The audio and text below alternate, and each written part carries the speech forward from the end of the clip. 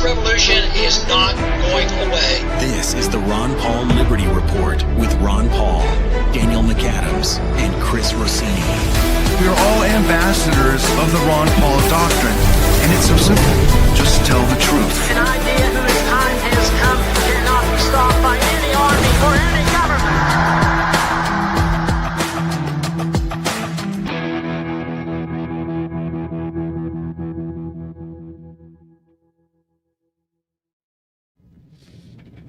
Hello, everybody, and thank you for tuning into the Ron Paul Liberty Report. With us today, Daniel McAdams, our co-host. Daniel, good to see you today. Good morning, Dr. Paul. How are you this morning? Doing fine, thank you. All righty. But, once again, our country is not doing very well. The Republic is not being protected. No. Honesty hasn't popped up yet, and yet we barely survive. I think we're surviving better than actually we deserve because of what we get away with. But that we have been getting away with it because we have been the wealthiest country ever in the history of the world. But right now, it's all been borrowed through. It's all borrowed money. It's temporary. And that's why the national debt's at almost $40 trillion. It's just peanuts for some of the people who never even ask the question anymore.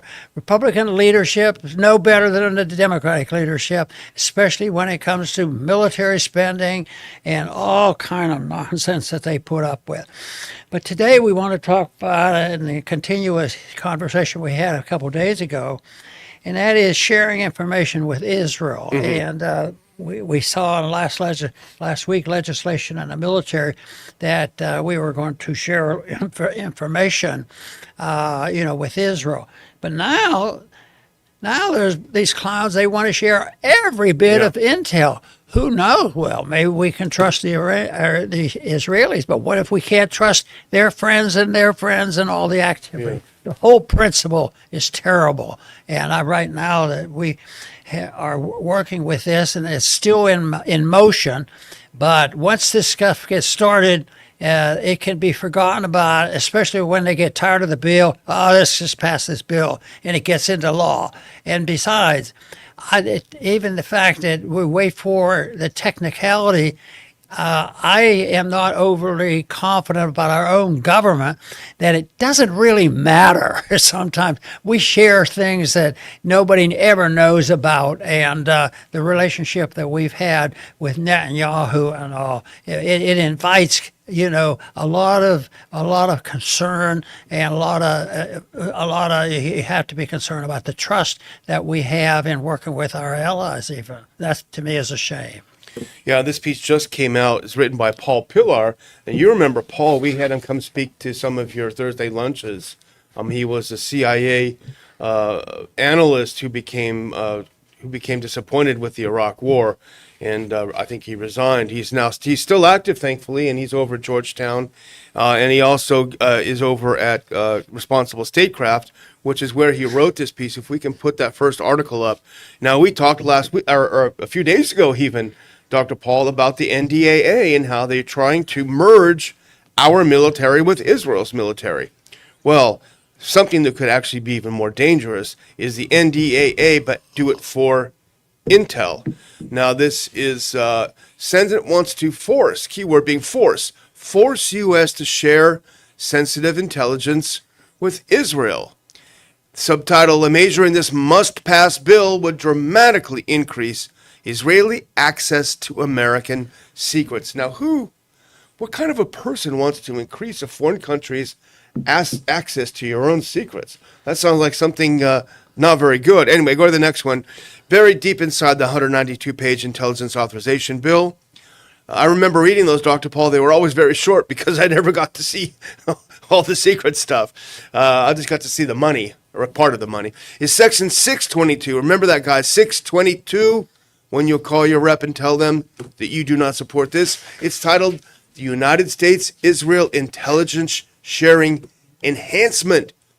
Now, this is, I think, very important, these three words. It would require the president, acting through the director of the National Intelligence, and as necessary, the Secretary of Defense, to, quote, expand and enhance intelligence sharing with the government of Israel on a list of subjects that encompass almost every topic of intelligence interest in the Middle East. Now, this is going to shock you, Dr. Paul. The bill was put forward by Senator Tom Cotton, the chairman of the Senate Intel Committee. It would prohibit any suspicion or suspension, reduction or limitation of such sharing, except on the basis of a specific and identifiable national security concern determined by the president. So what it does is it makes the default, Dr. Paul, that they get everything. That's the default. And then if you want to withhold something, well, you better prove it. Any exception would require a report to Congress within 15 days detailing not only the reason for the change, but the categories of information involved. That does not look constitutional to me, Dr. Paul, demanding that the president do something that's within his constitutional purview. You know, when I see that name of that senator there, I don't even want to say it. Yeah. It's a one to wave the flag, wave the flag. Except sometimes waving the flag could be a victory speech, a victory symbol for doing the right thing. But when you see his name, there's the waving the flag and the pretense that he's doing something beneficial, to the liberties of the American people. And you already mentioned, and I think this is one of the most important parts of this, because in the opening there were the Senate would force them to do this. Yeah. This is not, just say, if the president under dire circumstances, they would recognize it shouldn't be done hardly at all, but special permission. No, you'd be forced to do it. So what if we had a president someday which was a constitutionalist, not one like we have now, and the constitutional type president would say, I'm not going to do that. You tell me I'm supposed to turn everything over to Israel? What if somebody wants me to turn everything over to Red China? And at this rate we're doing, we're getting more Marxist than ever. I mean, that's being wild-eyed and facetious, but the principle is if they could tell them that they have to do this, and he says, and the president, the theoretical constitutional president says, no, I'm not going to do it. Where does it say that I have to give up our sovereignty? Yeah. What would be the purpose of all this? And at this rate, right now, there would be no hesitation. There would be no fighting or anything going on. But it is, and that was one of the first things you touched on, was the constitutionality of this. Yeah. It gets wild. But what about the practicality of it? What if you just ignored, the advice of the founders? It's not a constitutional principle. It doesn't make any sense. Why do we have a revolution? Why do we talk wonderfully about personal liberty and a republic versus a democrat, and the rejection of the authoritarianism that goes along with almost every other government, something unique? So they're just going to throw it out the window. We're going to pass it on. You'll do this. You'll give this to so-and-so. And I think right now we have talked about the other side. Describing this as a very dangerous thing, but what we've talked about in the last month or so, even this recent, that whole pressure has been, diminished about, doing whatever Netanyahu wants. Yeah. And so, but that's why this is so important. Was this on? Do you think this was on the headline of that bill? They bury these things. Yeah. One thing I learned, I was telling Daniel a little while ago, I said one of the things I learned very early is what the bill says is minimal compared to what they bury in there. Yep. And they have the rules committee that they can mess with it, conference reports that they can do with it, or they can write bills so disturbing, make them real long, 400 pages, and then have one short paragraph or sentence that might be the most devastating part of the whole bill. Yeah, the thing is, you've been critical for a long time of the imperial executive, the overreach of the executive branch. But this is one area where the president has legitimate constitutional authority. He has authority over making our foreign policy. Now, it's subject to the advice and consent of Congress, of course, and that's primarily achieved through funding. But you can't just make a bill in perpetuity telling a president your foreign policy in the future has to be this and tying future presidents' hands. That's exactly what this does. This is blatantly unconstitutional. Yes, and we do still have a way of challenging this, and I think we're doing a little bit of that right now. People need to know about it, and that's the only way to happen, because things change when there's, I like the phrase prevailing attitudes. Yeah. Prevailing attitudes is the one part of the democratic process I like, when the people just have had enough. And the best example that I can use for this in recent history was when the prevailing attitude asked the question about, are these vaccines good for us? Exactly. And things got changed. It improved, at least, but it certainly got the attention of the politicians. And I think people might be saying, oh, well, you're just upset because it's Israel. I think we can both say unequivocally, if this were any other country, even our closest NATO allies, now Israel is not technically an ally of the U.S., we don't have a treaty, but even if it were our closest NATO allies, even if it was the UK, a country with which we've had probably the longest relationship, or France, we would be opposed to that. We don't want to open the books, open the door. Hey, come on in, look at all our secrets, because they have different interests than we have. Our interests are not identical to Israel's, to the UK's, to France, to Germany. So this whole idea is insane. Now go to the next one from the article, and this will give you. Paul is great. I mean, he's so great. This will give you exactly what's going on. The proposal is one of several recent moves by those in Washington who carry the Israeli government's water, and I highlight this part, to keep the United States tied to Israel despite plummeting support for the country among the American public. Now that's key.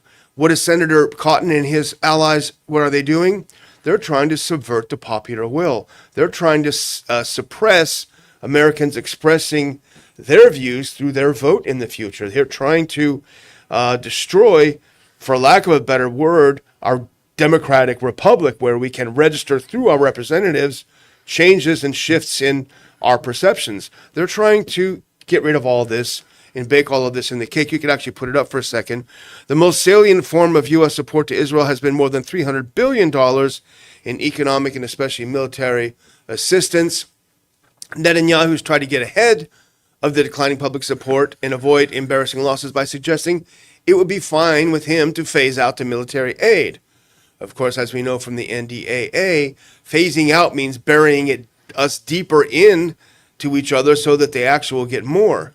And that's exactly what Paul Pillar says here about Section 224 of the Defense Authorization Bill. Now, go to the next one. This is related to this point that he's making.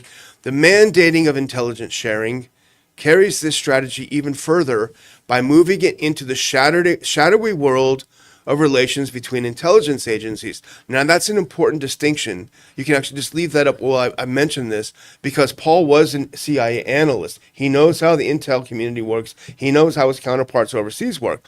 Once you take this intelligence sharing and put it inside the intelligence communities, as he points out, that world is even further removed from public visibility and accountability than the defense integration, and even less likely to stimulate thoughts about American taxpayer money going to a foreign country.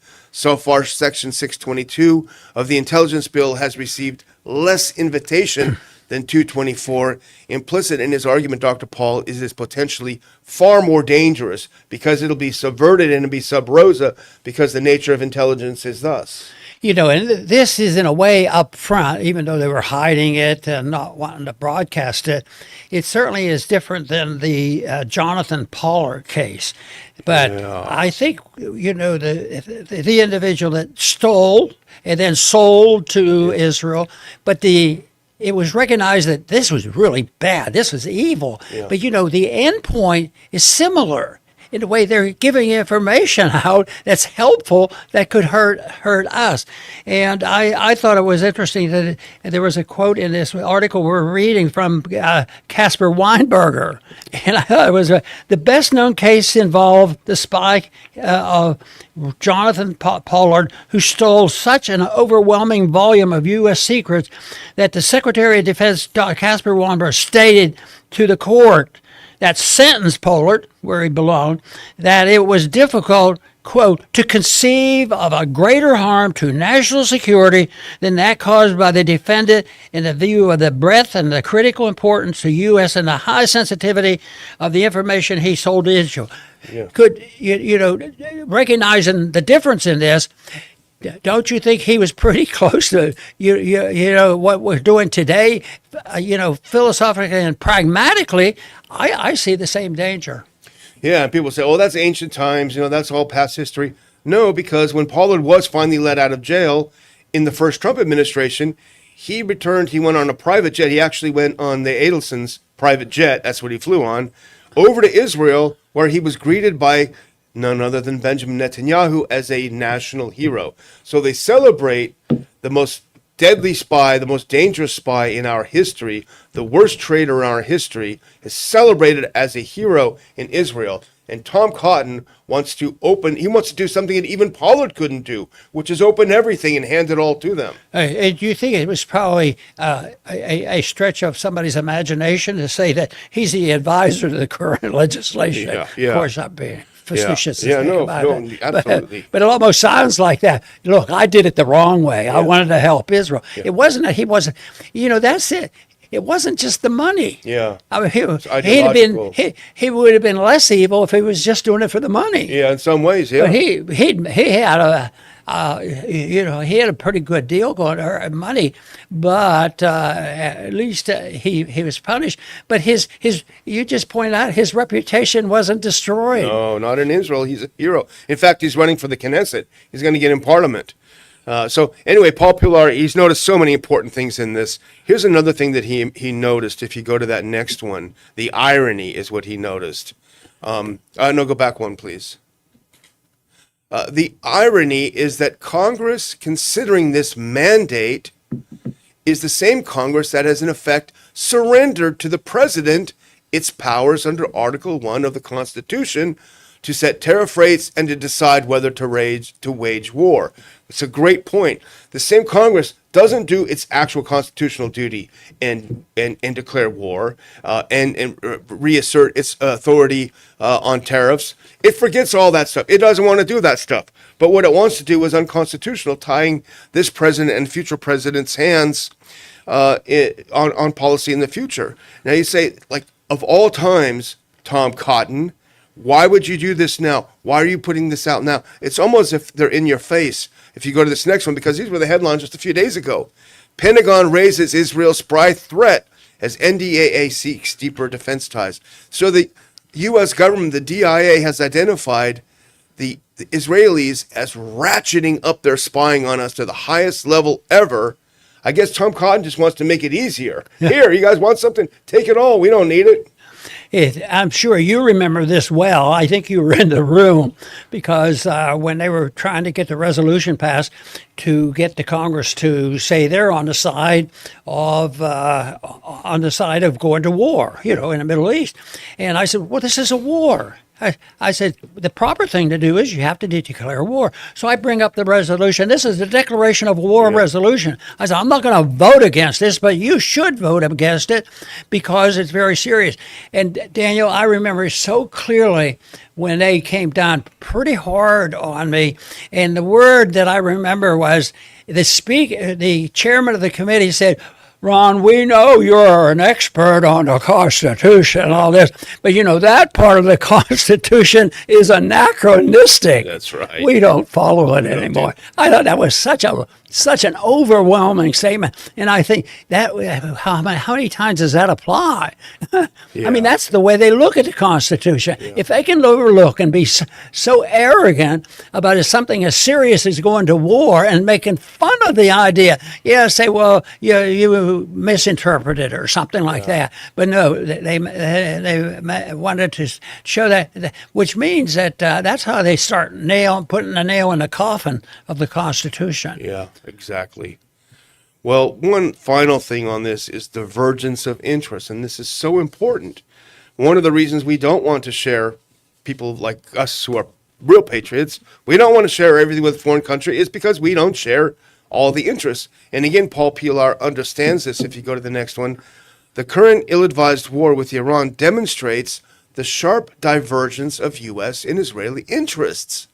After being the principal influence of President Donald Trump's decision to launch the war, Netanyahu's government has been sabotaging efforts to end it.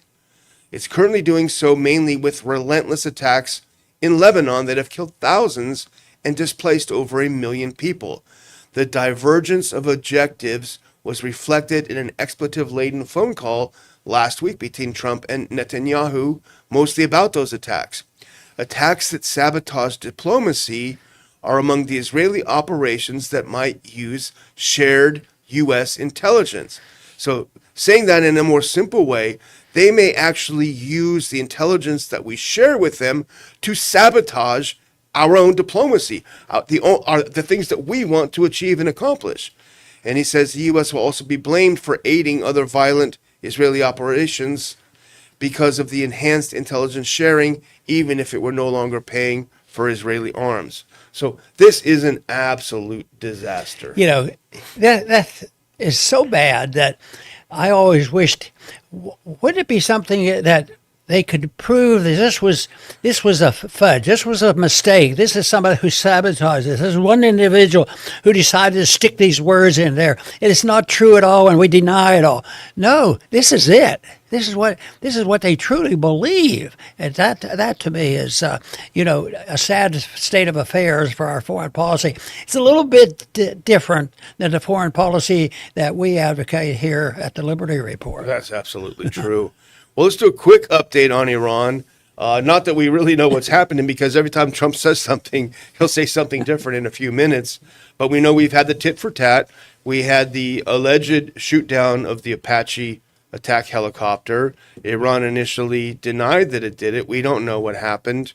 We have on the Ron Paul Institute website today an article that Larry Johnson wrote for his own Sonar 21 saying that there's no way it happened like they say it happened. It's a pretty cockamamie story. But go to that next one.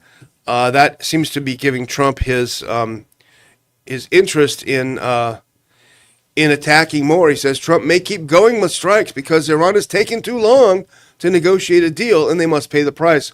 Well, we know that just yesterday he said that he's going to sign a deal probably today. So I guess 24 hours is too long. It's hard to follow, Dr. Paul, but I think suffice it to say things are not going well right now. Early on when we were discussing this little problem is to figure out really what has happened. We don't know. Most of the time their lying is very crisp and they pour it out there and it's over. But, quite frankly, I have no idea, exactly how the helicopter was shot down and how they got out, and if they didn't know, if they need an investigation, why didn't they say so? But they came up with these precise things. But I just wonder, Trump's promise that I am not going to do this, but if there's two Americans killed, you better watch out. Yeah. So what if Trump doesn't want to do it, but he's torn between what did I say? Yeah. So maybe we'll if they were killed, maybe we should pretend they were killed or something. Or not killed. They pretend they weren't killed, and therefore he doesn't have to explain his promise. But I don't think it could work that way, because I think Trump has been known to change his opinion every once in a while. Yeah, and flat out lie. We have to be honest, But speaking of which, I mean, I had to listen to this a couple times today. This next clip, it's going to be a video clip, so you're going to want to get your. This is a Fox News reporter reporting on the phone call that he just had with President Trump, and listen to President Trump's explanation of what happened on that Apache helicopter. Oh. And anyone could decide for themselves, do you really believe what President Trump is saying here? Let's do the first minute and 4 of this.